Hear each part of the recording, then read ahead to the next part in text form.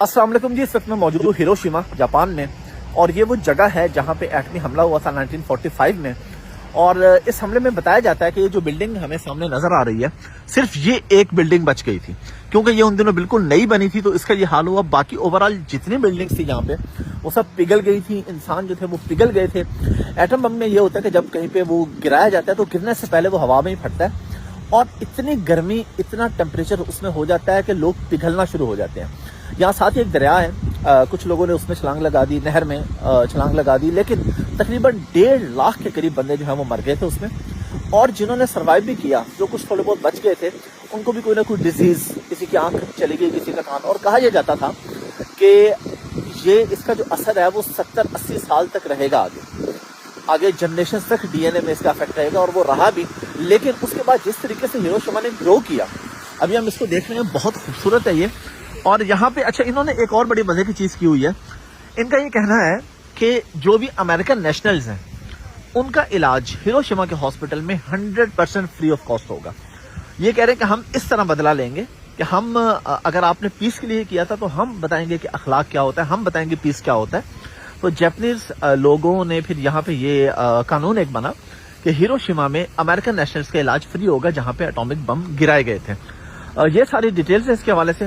मजीद भी मैं जहाँ जहाँ घूमूंगा मैं आपको साथ दिखाता रहूंगा। बहुत खूबसूरत। और जब जिसने एटम बम बनाया था वो फर्स्ट इंसानी तारीख पे पहला एटम बम यहीं पे गिरा था, और जिसने बनाया था उसका ये कहना था कि बहुत सालों तक, 70-80 सालों तक यहाँ पे घास नहीं उग सकेगी, यहाँ पे कुछ भी नहीं हो सकेगा। लेकिन अगले सीजन में हल्की हल्की घास उगना शुरू हुई, फिर ऐसा ऐसा चीज़ें बेहतर होना शुरू हुई, और अब यहाँ पे क्या कमाल का लाइफस्टाइल है। हम लोग ओसाका भी घूमे हैं। ओसाका के बाद अभी जब हम लोग यहाँ पे आए हैं तो ये हमें उससे ज़्यादा मॉडर्न लग रहा है, ओसाका से ज़्यादा हमें मॉडर्न लग रहा है। ये देखिए जी, ये है जी नहर या स्मॉल रिवर। इसमें लोगों ने छलांग लगाई थी जब हमला हुआ था 1945 में, क्योंकि हीट इतनी ज़्यादा थी, गर्मी इतनी ज़्यादा थी कि उनको कोई सोल्यूशन मिल नहीं रहा था। और चंद ही लोग थे जो बचे थे जिन्होंने छलांग लगाई, और वो भी किसी न किसी डिजीज़ के साथ। बाकी अब ये देखें, यहाँ पे अगर आप इसको आके देखते हैं, विजिट करते हैं, सिवाय इसके कि आप ये बिल्डिंग देखें, या थोड़ा सा पीछे वो जगह थी जहाँ पे एटम बम एग्जैक्टली आके गिरा था, यानी 400-500 फीट ऊपर ही हवा में फट गया था, तो एग्जैक्टली वो जगह थोड़ी सी फासले पे है, यानी फ्यू मीटर्स, 300-400 मीटर्स या 500 मीटर्स के फासले पे। और ये अब आप अगर बाकी देखें, मतलब इस जगह पे ना आए और वैसे इसको देखें, तो आपको लगेगा कि यहाँ पे कभी कुछ हुआ ही नहीं था। तो कौमें, जाहिर बात है, जो जहाँ पे ईमानदारी से चीज़ें होती हैं, जहाँ पे खाने वाले नहीं होते, सब हलाल खाते हैं, अपना कमा के खाते हैं, दूसरों का नहीं खाते, तो वहाँ पे फिर चीज़ें इसी तरह बेहतर होती हैं। जाहिर है, जब कोई बंदा अपनी जेब नहीं भरेगा, उसने अपने मुल्क के लिए काम करना है, अपने नेशन के लिए काम करना है, तो फिर नेशंस ऐसे उठती हैं। जिस तरह जापान एक जिंदा मिसाल है हमारे पास। जापानीज जो पासपोर्ट है वो रैंकिंग में नंबर 1 पे है दुनिया में। मतलब ये इनकी वर्थ है। पर कैपिटा इनकम बड़ी ज़बरदस्त है यहाँ पे, आई थिंक $44,000 से ऊपर है। और जो मिनिमम वेज है यहाँ पे लेबर की, वो तकरीबन $9 के करीब है पर आवर।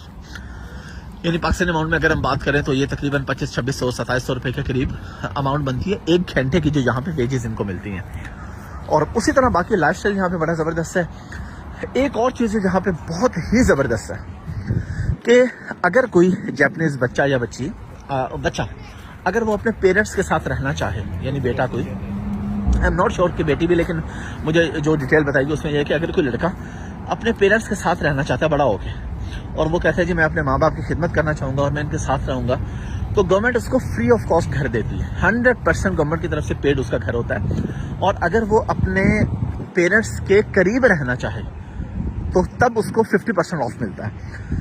यानी पेरेंट्स के करीब के जी मैंने अपने पेरेंट्स की टेक केयर करनी है, उनके टेक केयर के लिए मैं इनके पास, इनके करीब रहना चाहता हूँ, तो करीब रहने की सूरत में 50% गवर्नमेंट पे करेगी घर का, और उसी घर में रहने की सूरत में 100%। देखिए, इनको भी पता है कि माँ बाप की खिदमत उनकी कितनी ज़रूरी है, खासतौर पर बुढ़ापे में। ज़ाहिर बात है, बुढ़ापे में होता है। और हमारा इस्लाम हमें पहले से ये बताता है, बगैर किसी लालच के, बगैर किसी चीज़ के, हमारे इस्लाम ने हमें बताया कि माँ बाप की खिदमत करने से जन्नत मिलती है, दुनिया में भी आसानियाँ होती हैं, आखिरत में भी आसानियाँ होती हैं। बहुत कुछ हमें तो उनकी खिदमत के बारे में, उनके मकाम के बारे में बचपन से सिखाया जाता है। लेकिन यहाँ पे इन लोगों ने लालच दे के ये कि भाई माँ बाप की खिदमत करें तो हम आपको इतना घर में पे करेंगे। ये कुछ डिटेल्स हैं। हिरोशिमा में हम लोग मौजूद हैं। इंशाल्लाह फिर नेक्स्ट जहाँ भी विजिट करेंगे, ट्रैवल करेंगे, आपको दिखाएंगे, आपको बताएंगे। कल हम म्यूजियम विजिट करेंगे यहाँ पे, जहाँ पे पूरी डिटेल्स हैं कि कितनी लाशें थी, कुछ वहाँ पे उसके पिक्चर्स, कुछ वीडियोस, जो कुछ हमें मिलेगा वो आपको दिखाते रहेंगे इंशाल्लाह। Thank you very much.